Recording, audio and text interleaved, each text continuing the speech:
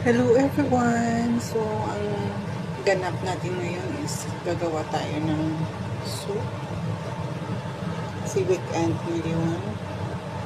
Nandito lahat ng mga amo sa bahay. So, dito kakain ng dinner. Kaya magsasabaw tayo. So, yung soup ko ngayon is yung corn, radish, yung green radish, carrots, and red beans. So, ilagay lang natin lahat. Tapos, pakuluan natin ito ng 1 to 2 hours. So, takpan natin. Then, let's wait. Ayan na siya. So, tingnan nyo guys. Sarap, sarap, sarap, sarap, sarap. Manalis-nalis ito guys kasi may corn at saka red beans. That's all for today guys. Bye-bye.